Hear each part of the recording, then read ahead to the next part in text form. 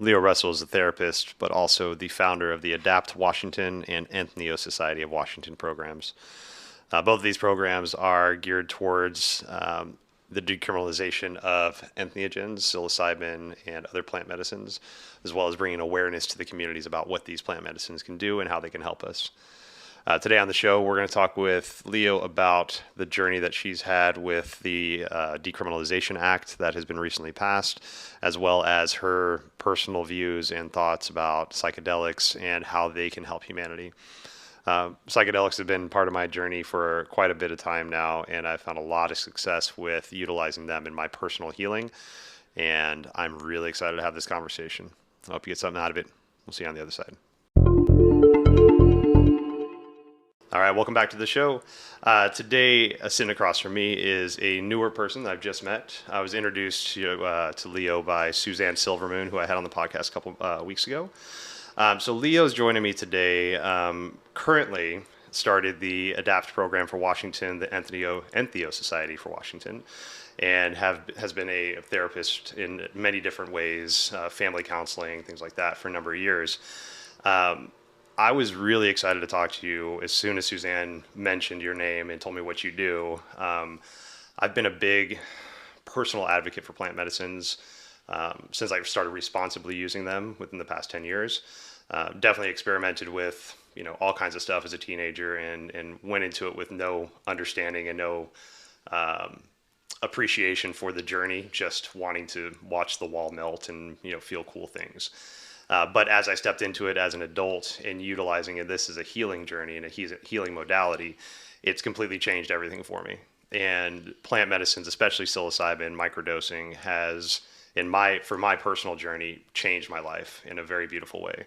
Has made me very aware of the emotions that I have and why I have them, instead of just sometimes we get trapped in our emotions and we have no idea how we got there.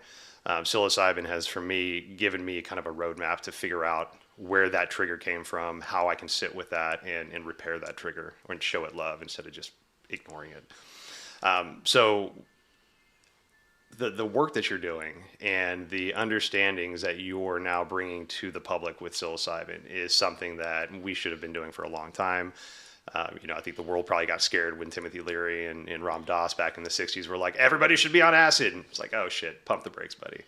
And even people like Russell Brand, right? When he finally found his spirituality and got out of drugs and alcohol, he went to the complete extreme with that too. And was like, everybody needs to wake up, so you have this very big, exciting moment, but like almost it needs to be toned down a little bit into more professional presentation so the masses can get it instead of just the individuals. And that's why I love what you're doing with ADAPT and with the Entheo Society, because they seem like they're doing the same thing but in different ways. Definitely. Yeah. So, well, first off, thanks for being here. Appreciate you. Can you tell me about the difference between the two? Sure. So Entheo Society of Washington, but we are interested in making it international. So Entheo Society is basically a 501c3 nonprofit that's focused on plant medicine education. So for us right now, that education is ibogaine, which is being used for drug and alcohol treatment primarily in Canada and in Mexico. You can't currently do it legally in the U.S., but for folks who are looking for alternative treatment modalities for hardcore drug addiction, that is certainly a very promising option. There are other plant medicines like ayahuasca as well that we focus on within Entheo Society. And what we do there is uplift the voice of people in our community. So you might not know, but there's like a Puyallup tribal member who's quite openly utilizing plant medicine with his brothers and sisters in the Native community. And there's just a lot of entitlement. And sometimes we see a lot of just white men that are kind of seen as the face of the psychedelic movement. Mm-hmm. So it's just really an opportunity to explore what does it look like to be doing plant medicine in our communities in responsible ways, and also just uplifting people within the community who might not be heard otherwise. We did a recent episode on Black people and psychedelics, and hoping to have a rabbi speak soon. And then we have a First Nation man, Ruben, who is currently utilizing plant medicine up in British Columbia, and plans to open up a clinic to just work directly with his people and not to ask for permission from the government, but to utilize his sovereignty as being part of a First Nation peoples up there. Adapt is more for those of us who really need the legalization piece of it. Okay. I began Decriminalize Nature Seattle, and I wasn't there when we crossed the finish line, but really felt like I built, the main portions of that movement that kind of got it going. And in that work, I really saw that decriminalization doesn't carry a lot of weight to it. So ultimately, the federal government can still come in and punish you for doing a plant-based medicine. And it's just interesting if we can move and push farther in terms of what we are allowed to do. And this is something that is growing naturally here in the Pacific Northwest. And so ADAPT had a fundraiser at Daybreak Star, the Native American Cultural Center in Seattle in December. And that was a sold out fundraiser. And we're having another one this week that is hopefully going to be sold out as well in Olympia. And we had a fundraiser last week in Spokane. So what's really beautiful about ADAPT is that it really draws lots of different people. It draws therapists that really want psilocybin to be available for clinical use. And they want to see people move faster in their trauma work, so that something that someone could deal with by 6 months of therapy, they might be able to deal with in 2 months or a month by doing work with psilocybin. Not always, not in every case. And I think that goes without saying. There are exceptions to every rule. Right. And ADAPT is for an oversight process. So you're not seeing the decriminalization aspect, which some people struggle with that because they don't want government controlling their plant medicine experience or who can be a plant medicine provider. Right. At the same time, I know people that are out there on the underground doing work with people who may not be that mentally or spiritually stable themselves, and they're not having any oversight. So they're mucking around with people's psyches and vulnerable folks that are looking for answers and looking for meaning. And there's a lot of hurt folk out there right now. We have incredible rates of depression. My friend Tony Back, who's a doctor, he is one of the first people to ever be approved for doing a clinical trial with psilocybin that's going forward right now that Forbes magazine featured, and that's at the University of Washington. That's for frontline COVID workers.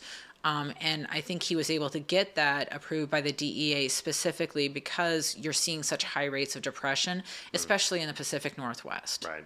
Yeah. Coupled with our weather and everything that's going on up here. Yep. Lots of depression, lots of anxiety. Yeah. I really appreciate the fact that you're involving indigenous cultures with this journey. That's something I feel has been missed a lot as we start to make this more wide known, is the showing the respect of where it actually came from and not colonizing this like we have the tendency to do with all the shiny new toys that we find. And I think it's very important to keep cultural appropriation and decolonization front of mind when we start to work through this stuff. How did you get involved with the indigenous cultures up here and the different communities? Well, my dad is a very small part Penobscot, and I don't necessarily identify as Native in any way, but I think I just always was intrigued by Native culture or drawn to it. I became a member of the Ayahuasca Church, even though I'm Jewish, and that's a legal church in Washington State that allows, and Oregon as well, that allows you to use ayahuasca within a church-based environment.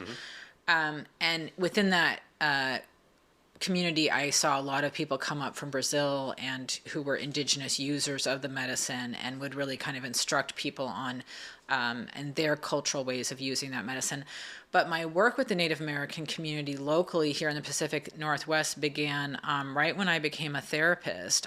During my clinical internship, I worked for it was a cultural-based counseling program, and it was one of the first of its kind. My mentor helped write it. He's a Chippewa elder, and it's basically utilizing music and utilizing language and utilizing things like drum making and berry picking and things like that, traditional coastal, Coast Salish values and customs to be utilized in a cultural based context that count as therapy. So not seeing therapy just as talk therapy, which is often in Western view of what therapy is. It's this concept of, kind of like the Freudian stoic therapist sitting in a chair, and that may not work for a Native Indigenous kid who's coming from a lot of historic trauma, and now we know more about epigenetics and epigenetic trauma.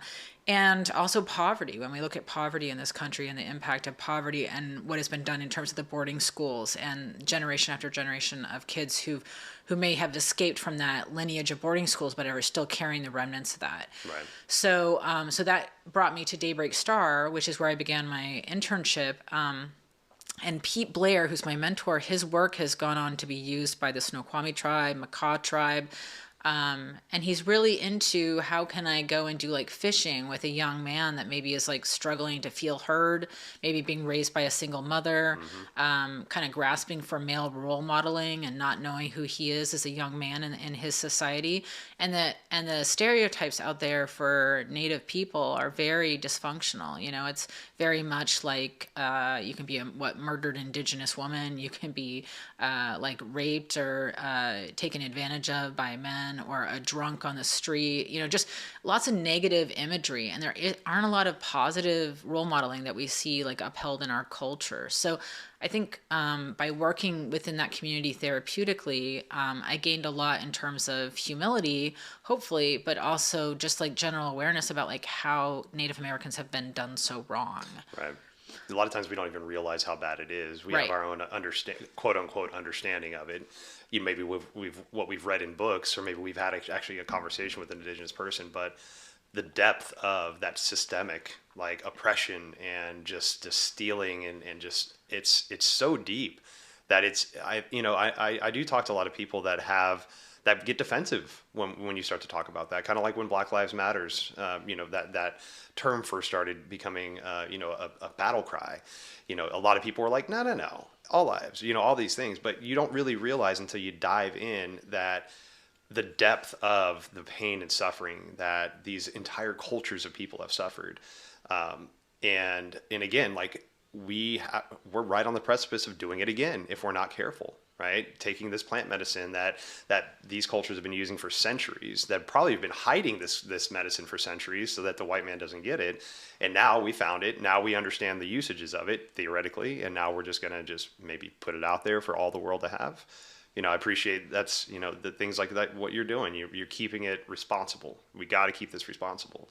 I have people. So myself, I'm a Reiki practitioner and a sound healer. And I've been doing this for a couple of years now. And I started it right before COVID and saw a big anxious depression state happen during COVID.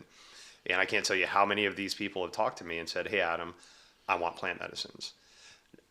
Luckily, I've been raised into a point with plant medicines to know that I'm not responsible enough at this point to administer that and to keep people safe on their journeys. I do for myself, and I know how to do that, but I'm not going to put that on somebody else until I'm properly trained.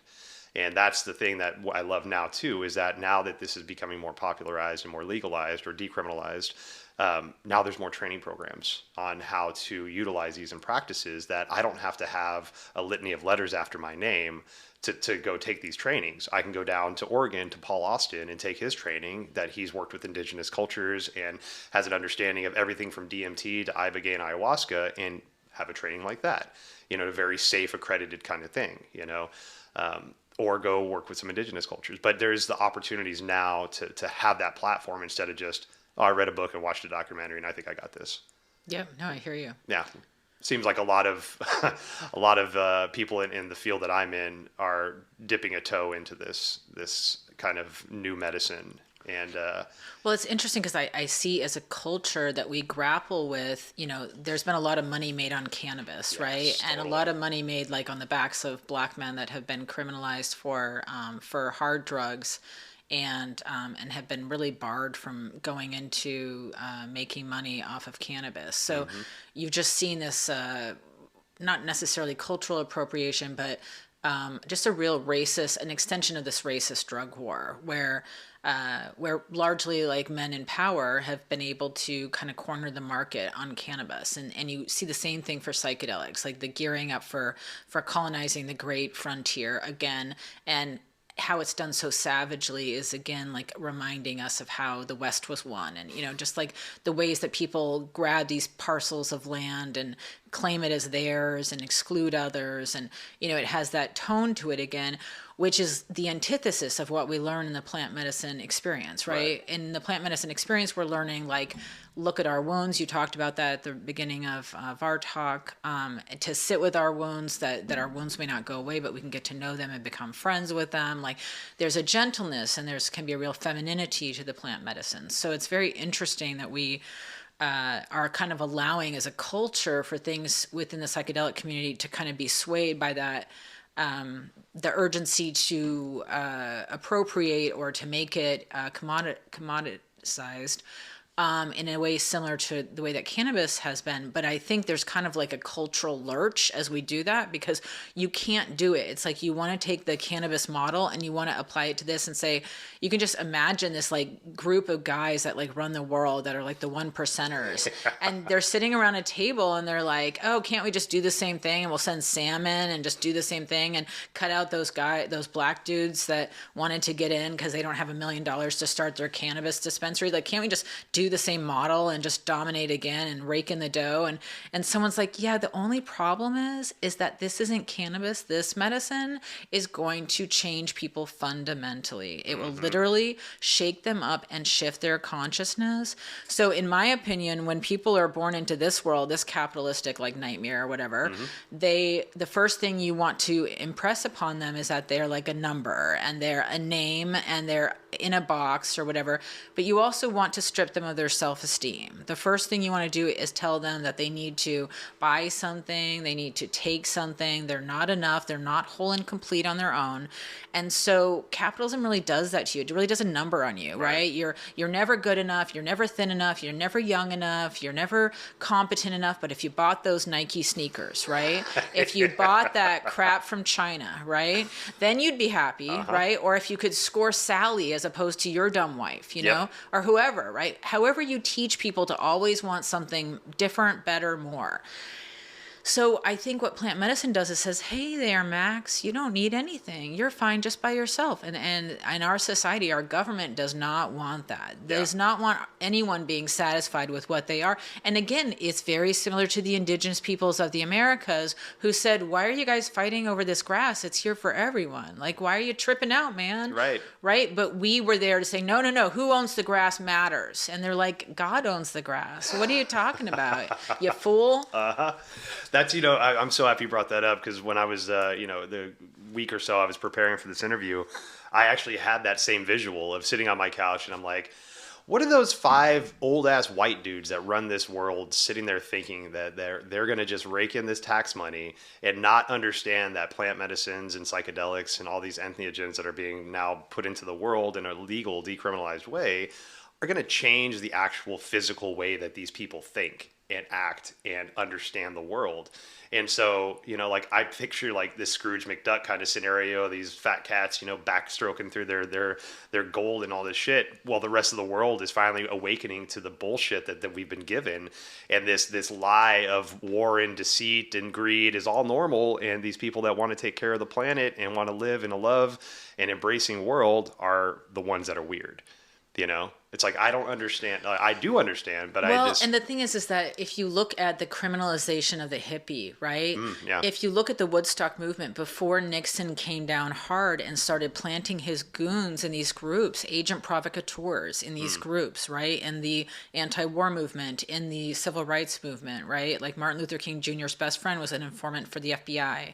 The Martin Luther King Jr. family was able to sue the FBI for what they did to him, basically assassinated him. So our government didn't want these people rising up and challenging the system, but they also were observing like, hey, wait a second, all the colors are mixing together. They're all getting along. They're happy. They're not divided. Like the women and the men are respecting one another. Women's rights are being allowed to occur. Like we got to stop all this, right? And so it's interesting to criminalize drugs, right? And to teach people that drugs are what's bad. And the black man has like this, image of being scary, and let's plant, crack cocaine in black communities. And, it just became a very insidious drug war against these people. I think to criminalize the hippie, right? And they talked about that later, that was a deliberate action, is to basically scoff at and make fun of the man with the long hair, right? To make fun of the man that is not stuffing his emotions like we've taught men to do. And men are not allowed to really wear much clothes in our society that really reflect any kind of creativity. I told my husband recently, I went into the men's section and I was like, it was horrible, honey. Like it was horrible. All the clothes were like drab and boring and the same color, and there was no creativity and no sequins and no flowers. And I was like, I just wanted to kill myself after being in this area for like half an hour. It was terrible. And I said, and the men looked depressed. I mean, it was horrible.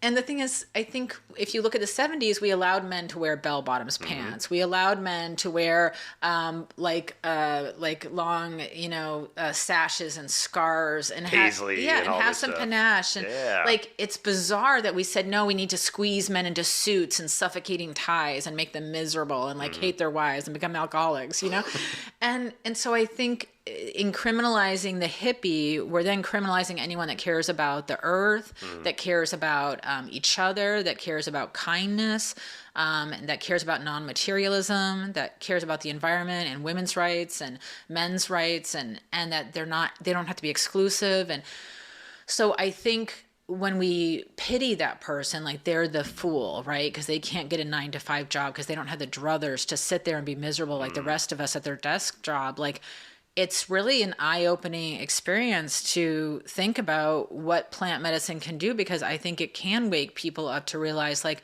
hey, I'm really checking out. I've got an addiction to just fill in the blank: sex, work, gambling, TV, Netflix, eating, like, and what am I stuffing? Like, what is really going on inside myself? What am I afraid to talk about? Right. Are you familiar with Terence McKenna and his, right? So Terence wrote a book a long time ago, Food of the Gods. And that was the first time I was really in-depthly introduced to the stoned ape kind of theory. And he goes into talking about how when we were, 150 person villages, and we were matriarch societies, not patriarch societies. And we did base our medicines around plant medicine, that there was this matriarch, right? Everybody was governed equally, right? There was equal rights for everybody. Everybody helped raise the kids in the community, right? Everybody had like love and respect for each other. And then once the fruit started falling from the tree and started to ferment, and that became the new medicine, when somebody picked that up and was like, whoa, that's fun, and then we switched from plant medicines, which is very feminine, divine-based, to masculine-based fermented medicines. That's when the patriarchy started to happen, and we started to get aggressive, and now there were kings, and there were, oligarchies and all this stuff. And it's just such an interesting comparison when you look at that and see how the chemical makeup of this substance is like killing us basically, whereas this other substance is enlightening us to the beauties and the wonders of the world. But the one that's fermented adds power, and you get a couple people drunk on power, literally drunk on power, and then that just seems to take over the whole world. So it's interesting to see this shift again, like you were talking about with, the awakening of the planet and the awakening of this decriminalization, and just see what's going to happen the next few years with this. Like, I'm really interested. Well, if you tie it in with hatred to women, like if you tie in like hatred or fear of plant medicine and that Kali energy of, are we scared of women's anger, but like the beauty of women's anger and the righteousness of women's anger, and what you just discussed was that the feminine plant medicine was over here, and that's what people were utilizing. I was kind of getting chills, but I was thinking about the Oracle at Delphi. Okay. So the Oracle at Delphi, like kings came to her, emperors came to her. It's Plato and Sophocles also went away, and they took like plant medicine with these like witchy women, with these priestess women. So they're kind of like behind the scenes and we don't see them. But for my honeymoon, I went to the Oracle at Delphi, and it was just bizarre, like not to realize like it was first the navel of the world. So it's one of these places in the world where it's considered the navel, and you just feel the energy as you go down, down, down into this navel. But also here's where kings and emperors and people that led armies and generals and all of this from all over the region of Europe came to hear generation after generation the voice of the oracle, who is always a woman, right? And it didn't matter what class she was from. She could be a woman who was a farmer's daughter, or she could be a princess. It didn't matter. But she was that divine connection with the other side. Okay. And just, I think that we're so scared when you think about like all the witches that were burned in Europe. Like we're so scared of women and their magic, right? And I think plant medicine is kind of part of that. Like maybe the second revolution of the psychedelic renaissance will be led by women, and not in a way that excludes men, but I mean, I would say that I have more men in my organization than women. And I sometimes struggle with that about like, how can I have more equality and include more women? But I think I've kind of just set that down for the moment and been like, I think more men have been drawn to this because it's kind of like on their radar. When you think about IT guys, or more men do drugs than women, like I think I've kind of relaxed some of my own just self-persecution around like not having perfect gender equity in my own organization. Right. Do you think men might be drawn towards plant medicines, not more, but maybe you're seeing that more in your groups, because there's this deep subconscious desire to actually find balance, because we've been so shadow masculine for the longest time, and that's the expectation, to be the provider, to be the angry, to be the aggressor, and I'm in a bunch of men's groups, and like I can't tell you how many times I've personally cried about that, but hearing other men cry about that whole ideology that's put on us, right? That maybe that plant medicine idea is finally that breath of fresh air that men are like, I want that. I don't want to be a strong man. I don't want to be that masculine toxic. I want to find balance. I want to be a divine feminine. I want to understand what the full value of love is, and just really step into that. Well, and I also think that on the flip side, there's women that want to be kind of the autistic, weird, eccentric, mad scientist that we sometimes allow men to be. So I think that there's a lot of gender stuff that people want on both sides. But I was tearing up when you were talking because my dad got his PhD in men's ministries, right? So I grew up from a very young age with like Robert Bly and all these different like discussions around how toxic this culture is as far as what it allows men to be or allows men to talk about, or their relationships with their own fathers, and just the expectations on them that you just mentioned. And the thing is, I think I'm guilty of that, in my relationships and even in my marriage, these expectations of like what it means to be a man, and I feel challenged by that too, because I think we all take part in the patriarchy. And where do we have double standards for one another? And I just think it takes tremendous willpower to be a man who received a lot of power and privilege in this life, and then and make room for women. Like, I think what I really love are male allies that are like, girlfriend, I don't need to talk, like you can talk, or let's let Sandra talk, or Clarissa keeps really quiet, let's ask Clarissa if she wants to talk, versus like I have men in the psychedelic community that like will take up everyone's time for half an hour talking. And I don't think it's on their radar, like, dude, if we tallied at the bottom of the screen how much the men and women are talking, like you're talking way more than any of the women. And so it's very refreshing to meet men that are like not making women the enemy, but that are actually doing the work and going to the wound and saying, let's make space for men to meet individually with one another and not do this like one-upping, like pee fest, like like contest of who can, be more masculine and tough, because that's not serving any of us. And we're all coming to this life with our wounds and our issues. And I just really applaud that kind of work, because I feel like, there's leadership there. There's real leadership there on how to lead for both men and women, because a lot of women have been raised with very abusive men. And so they've made their voices very, very tiny.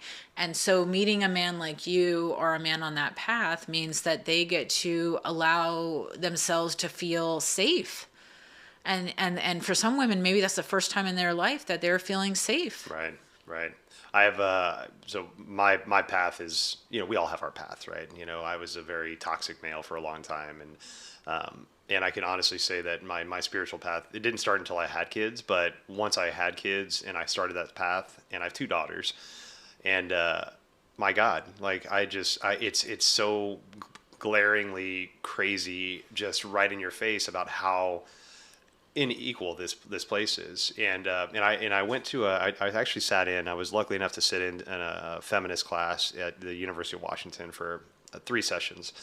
And the teacher was beautiful and was very, very open to me sitting in. I was just curious, and I learned so much in those 3 classes about feminism and about like genital mutilation in other countries and things like that. Like it was completely off my radar. I had no reason to know it, right? I had no reason to look for that knowledge, but there's so much out there that with the inequality and this, like, the abusiveness that we have towards the genders, even now that we're now exploring other genders, with the pronouns that we have, and now we're finding new ways to hate, and it's like, let's get this plant medicine out there. Let's find the empathy for everybody. We talked about indigenous cultures earlier. I was watching a documentary not too long ago about, I can't remember exactly what it was about, but the more or less premise was everybody has a place. You might have depression, right? But that has a place. You might be autistic. That has a place, right? You might have multiple genders inside your body. That has a place. And so in the indigenous culture, I can't remember exactly. It was a native tribe of some sort. I think in California. I can't remember the exact one. But the gentleman talking, he recognizes both male and female, and he was embraced by his tribe when he finally came out, and they call him Two-Spirit. Because and the purpose of the Two-Spirit is to teach proper gender neutrality to both male, female, and both. So beautiful. Right? Everybody has a purpose. It's not like you were born broken and then we got to fix you. It's like, no, you're born perfect. We just got to, maybe you just don't fit the quote unquote mold that we've made, but that doesn't mean that you don't have beautiful gifts and talents that can help everybody in this planet find something better about themselves. So it's interesting, the Two-Spirit stuff really appeals to me because I feel like in a lot of ways Native Americans were ahead of us in terms of understanding that concept without making a big deal out of it, without having all this fuss about it, which is like people come into this world as spirits and they come in and they have different ways of expressing gender, and we can celebrate the rainbow, and it doesn't have to be this we're so caught up in this culture of the black and the white, and the wrong and the right, and the duality always, and I feel like sometimes we miss the gray so much. Joe Rogan has 2 daughters, and I just harass Joe Rogan on the daily to get on his show because I love his show for a lot of different reasons, but I struggle because the women that he features, he's a man, right, who has so much power. I'm not even sure that he recognizes how much power he has in terms of his audience. He has 2 daughters, right? And when his daughters look for role models, his show rarely shows any women, rarely features any women. So I would love to be on his show as a feminist that is also a fan of his show.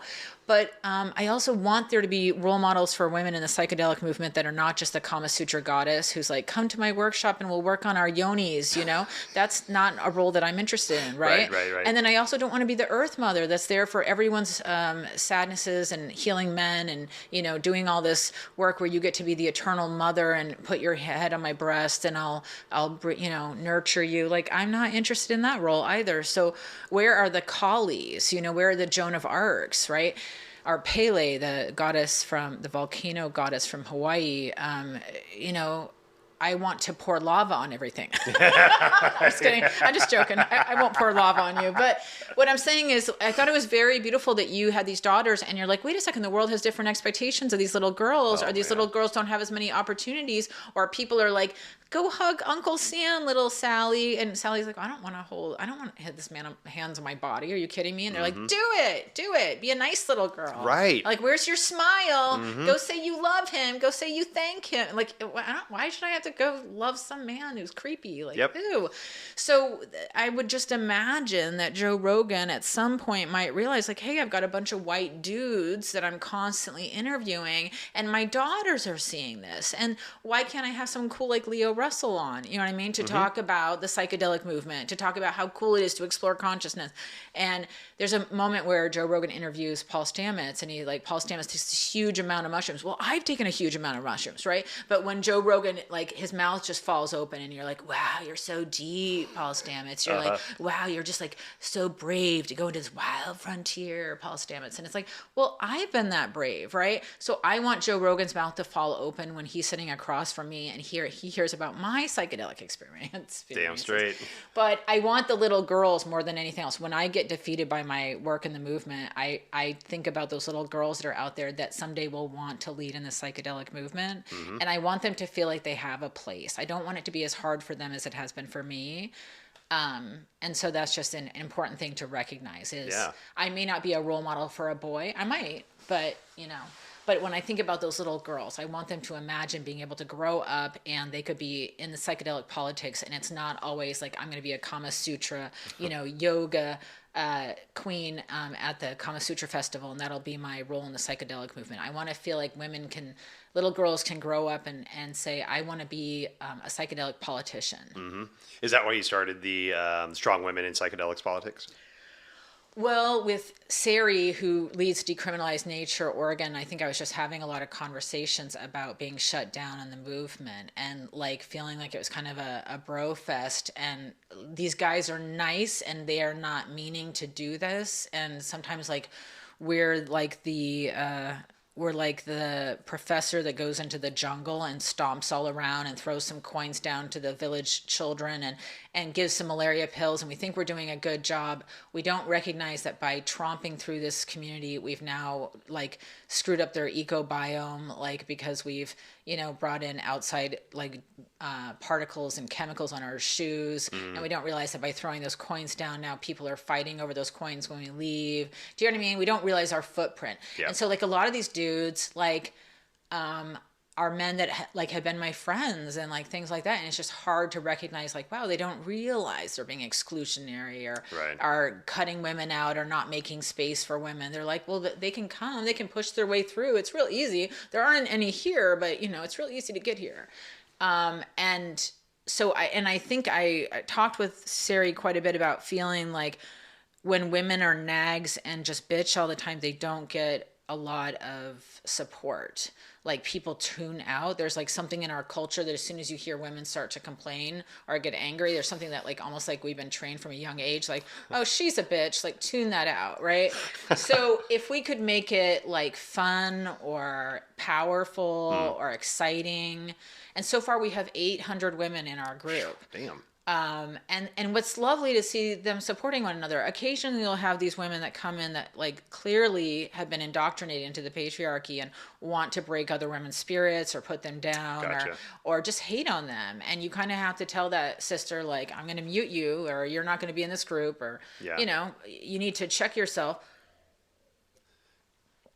But that's, it's powerful stuff to work with the divine feminine. It's also powerful to hold other women accountable, because a lot of these women that are feminists, they get the idea that we don't get to call out toxic femininity. We don't get to call out women that are abusive to their sons, abusive to their daughters, abusive to their friends, abusive to women at work. Right. So feminism, that's not what feminism means for me. I appreciate that stance too, because I think that, I've definitely had aggressive feminists talk to me, and I can feel the vehemency, and I'm like, whoa, okay, I get, like, I don't get it, I don't understand it, I try my hardest, but at the same time, like, when does the softening happen? Yeah. When does the bridge start to get built, and you can look across the table and see somebody with kind eyes and be like, okay, so you're a man.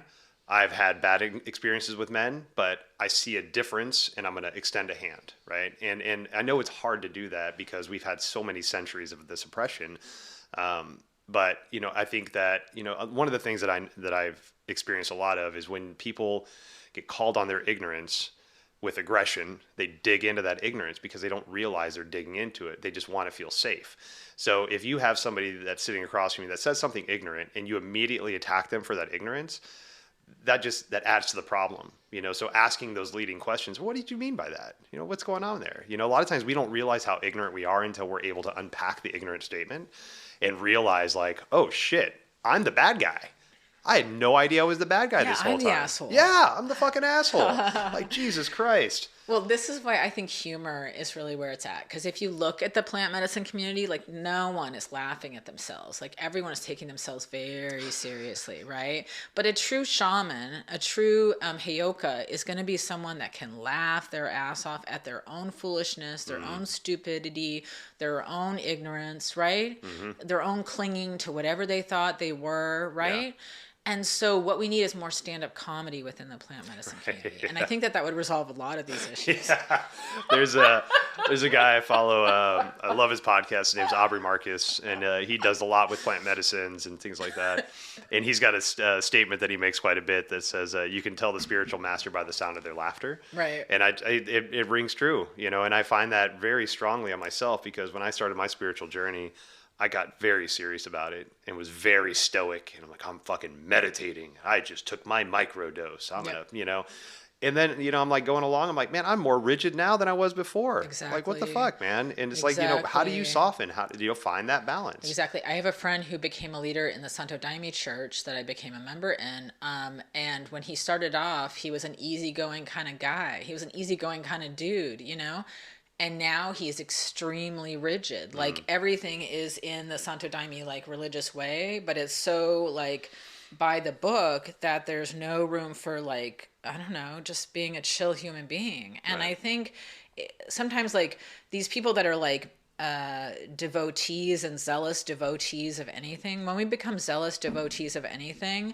then I think we can lose ourselves and lose the essential meaning of what it's all about.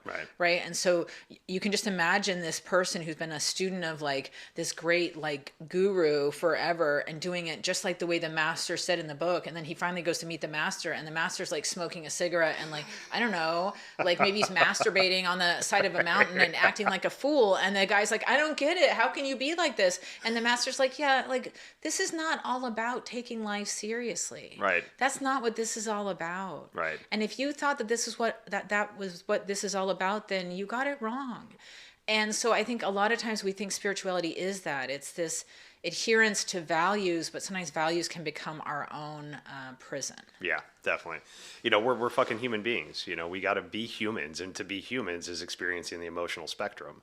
As we experience the emotions, they become information that we deal with, that we have in. But if we don't handle our emotions, then they become behaviors, and then that becomes ingrained, and that's harder to deal with. Well, what's so interesting is in the political spectrum, as far as plant medicine politics, you're not seeing a lot of people that are doing necessarily like their work, like their emotional work and their spiritual work. Like maybe they had some great experiences with mushrooms. They really think that it should be out there. They're going to fight their hardest for it, but they're not necessarily, like you just talked about, emotions. They're not necessarily going into that gushy place of let's all sit down and have a talking circle. Do you know what I mean? They're on that Zoom call, maybe afraid of COVID, never having left their apartment for the last year. Do you know what I mean? Or 2 years. Totally. And so that just because someone is in the plant medicine community does not mean that they are automatically in a healthy place. Definitely. And I think that that's something for us to remain holding folks accountable for, because not just as a therapist, but anyone who's in the healing community, not working with your emotions, not being aware of how your emotions may be leading you,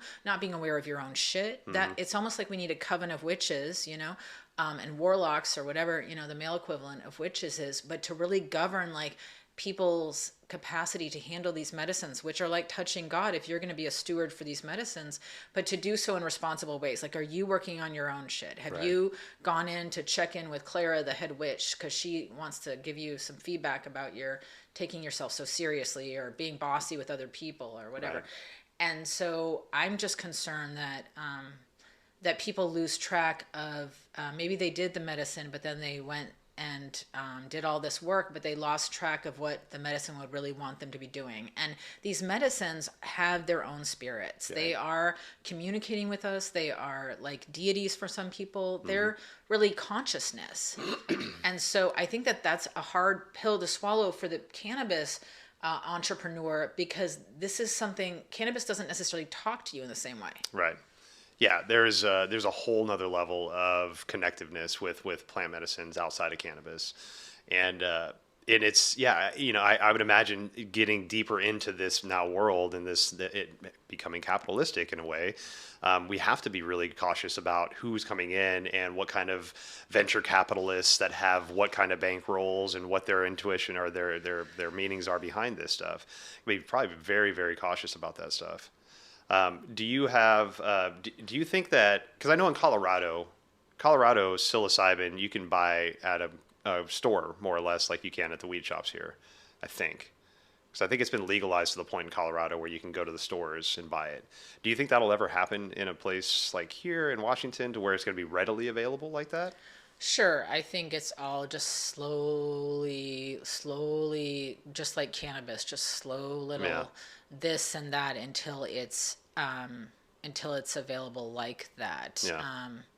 Yeah. I mean, I know folks on who are pretty open about selling it now, but that's different. So for our effort, for the ADAPT effort, prescribers, so that would be a doctor, a nurse, a naturopath, would have the capacity to prescribe, right, sub-threshold doses for home use. So that means that if, similar to medical cannabis, you know how Washington State first got medical cannabis, and then we had cannabis for like the average adult. So it'd be very similar in that you would be allowed to take a sub-threshold dose home.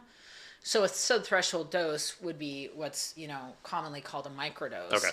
And that isn't necessarily the same thing, but then you might see that change in like 3 years or something. Okay. With the microdosing, that's a big one for me, and I've mainly microdosed with psilocybin, but I've actually listened to a guy, and he wrote a book I read. His name's Dr. Kirby Surprise, but he microdoses on ayahuasca, and he does it at night, and he mixes it more the MAOI, the antidepressant heavy, than the DMT heavy, and he says that like it's incredibly beneficial for him. And he says actually, and it's his own personal experiment. But since he's an author, he travels, he does book things and stuff, and he can't really take ayahuasca with him when he travels. And he says that when he has gone like more than a week or so without taking his microdose, he can actually tell his hair is getting grayer, his cells are degenerating, but when he starts it back up again, he basically looks 10 years younger, which is very like all these different benefits that we're going to start finding out about these different plant medicines and the different dosages that they have.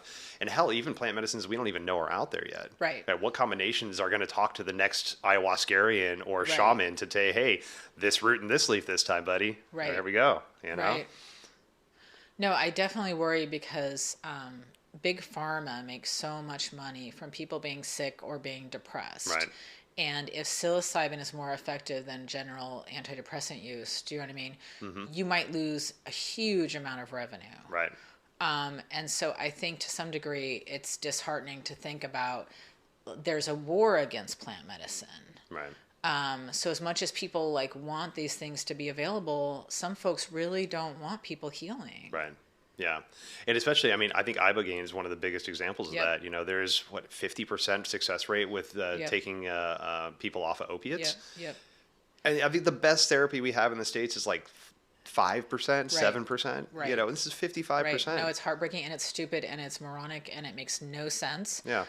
Except that as a chemical dependency provider, when I went to the national chemical dependency provider conference in Florida that had most of the chemical dependency providers for the United States, so this huge gathering, there was like a ketamine doctor there that told me like he can't even mention psilocybin because of the rigidity around plant medicines in that community, right? Yeah. And you have to wonder why. Like all these people are banging their heads against a wall. All these families are brokenhearted over lost loved ones, right? Who are destroying their lives, who are dead, who are committing suicide with drugs, right?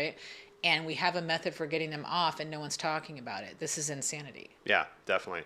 And that's another point that I was really introduced to recently that it just didn't cross my mind. But healing is a very like, it's a very, you have to really be set up to find healing, right? If financially stable, emotionally stable, like all these things that it's almost a luxury It is to a find luxury. healing. It is. I really appreciate you mentioning that, Yeah. because I had a friend who was in and out of the mental hospitals, and last time I knew she was in the state mental hospital, so God knows where she is now. Yeah. But I feel like she was just really done a disservice by all these institutions, but she was also poor as fuck, right? Yeah. And so it didn't help if I said to her, hey, let's say her name's Mary. Hey, Mary, if you would like go to Brazil and go see this shaman, or go to Peru and see this shaman, or go to this ketamine clinic where it's $800 for every IV session that you do with the ketamine, or take the time to have a stable home, which is so hard for her, and then have the ability to just take time off from like any responsibilities, and then heal yourself and all the brain damage you've caused with all these psychopharmaceuticals and all the other trauma you've had. It was just so entitled of me not to observe, like, that's not this chica's life. This chica does not have the opportunity to do that healing. Healing is not only a political act, right? It's also an economic act. Yeah, most definitely. And it needs, everybody needs it. Right. Like we all need that healing. Right. Is that something that's being like talked about in the psychedelic community right now with the programs that you have? Is that? So I'm working on trying to do a pack. It won't be this year for this fall, but it would probably be for next year, so 2023. But specifically looking right now in the state of Washington, there's something called Ricky's Law, and there's something called civil commitment. Okay. So right now it costs like taxpayers, I don't know, like bajillions of dollars, like so much money, because they're building like right up the street. You've got Fairfax. Yeah. Right. So that's a for-profit mental hospital. And the Seattle Times did kind of like an undercover reporting story on the fact that they will hold people and they will like manipulate and dominate and intimidate people into staying there and scare them into staying there and all kinds of things. And so it's an endless cycle for a lot of these folks. So what happens is people complain about the homeless in their community, and we have a huge preponderance of mentally ill in our community. And I know that they live all over the city, but what happens is I think they want to scoop them up and get them into a system, in theory, to get them help, or maybe to make the city look prettier, who knows. They get them into the mental hospital or the chemical dependency through the forced Ricky's Law, which means that if you have a problem with chemical dependency, whatever it is, I can call and get your ass scooped up and have you locked away, do a forced 12-step program on you. Oh, Jesus. And you're going to be required to do like 12-step groups, or take pharmaceuticals that you don't want to take. These are all things potentially that are against your will, right? So what I would like to work on is an alternative pathway where we have a holistic center where people can go to do herbal medicine, or to do psilocybin if they are not psychotic, or to do sound therapy or Reiki or acupuncture, all the things that we like basically give all these rich entitled people. Right. But that we would allow them, because we're putting so much money into a broken system that's not working. Why don't we do the same thing, but that would be state money, that would be county money, right? But we're going to be putting money towards something that might work, and will it work? Hopefully, but it can't fail any more than it's already failing. Right. Exactly. Yeah. There's so much that needs to happen with that community, and just the embracement of. I have a friend that actually works at all three of the Fairfax hospitals, and she just can't stand it. I mean, some are quote unquote better than others, but that forced entry, that forced staying, she's witnessed a few times, and it's jarring. It's very traumatic. Jarring. Yeah, also the totally. secondary trauma, because I've done that work, to see people who are forced like animals and treated like animals, all for, this is a profit making, like you can go and look on the stock exchange and find the companies that own that are trading on human lives. It's bizarre. That's a fucking it's awesome bizarre. way to put It's that. the most God damn. anti-humane like way of running a civilization. Right. Yeah, when we can stop being for-profit military, for-profit medical, then Yeah. we're going to start making some moves. But until we get there, there's boards of investors. There's all these things Well, that I mean, like it's go bizarre into to that me shit. that Democrats allow Democratic leaders to come into office and that we don't have free medicine in this country like any other civilized nation. And it's just heartbreaking to me because I feel like Democrats have just like died. They've just given up on like a central premise of a lot of Democratic, theory or thought is that there's centralized medicine that allows us to not go into debt when we become sick in this society where there are carcinogens and so forth, which, as we know, are causing things like Parkinson's and things like that. More and more, we know that we are kind of reaping the environmental woes in our bodies for what we've done to this planet. Yeah. So it's just heartbreaking to me because I feel like the political system is so broken. Yeah, most definitely. Most definitely. I do have a lot of faith in, I think maybe the generation before us might have said this about our generation, but I do have a lot of faith in the generations coming up right now. That's beautiful. They seem like they have a little bit more awareness of what's going on. I Good. talked about my daughters earlier, and not just them, but kids that I meet, and I say kids, I say maybe under the age of 18, and even some people in their 20s now. They just seem to have a little bit more of awareness. And, I love the idea of reincarnation. We reincarnate in different parts of life and different genders, different experiences. Yep. And as these kids are coming back into this new life, I feel like they're being gifted a little bit of a remembrance of the previous, of saying, hey, shit's getting really kind of sideways. I'm going to give you this little bit of knowledge just so you're a little bit more adjusted to where we would like the world to be. Go make me proud. Yeah. And I do feel like there's an awareness of this generation coming up that I didn't have. I definitely didn't have. So we're in the Pluto returns for the United States for the next 2 years, which is the same period that we were in for the American Revolution. Ooh. So it may be these young people that you're talking about that say, you know what, we're tired of voting for stuff that never happens because our votes don't get counted or our votes don't matter or you kill our votes or whatever. We're going to just take it to the streets, man. Yep. Damn straight. Just, Sometimes you got to blow it up to rebuild it. well, it might just be amazing to see what happens like with plant medicine consciousness. You know what I mean? Because like a sit-in on an astronomical level, do you know what I mean? If you think about the plant medicines were available when you saw these big movements, the civil rights movement, the anti-war movement for the Vietnam anti-war movement and the Woodstock, generation. And so I think that there can be a lot of that good energy brought back, which is how do we love one another? Do you know what I mean? Mm-hmm. I think that we can do a lot with being positive and showing kindness. And if we understand that there is so much pain and cruelty in the world because people are hurt, right? And that people are hurt. And you said yourself, people dig into their ignorance because they feel attacked and they feel like wounded, and that shuts down their listening. But if you think about the 70s, it would be like, man, I've got some, great information for you. I just need you to stay open, man. Mm-hmm. And like, where did we go with that? We started dismissing those people. Like those people were fools, but those people weren't fools. Yeah.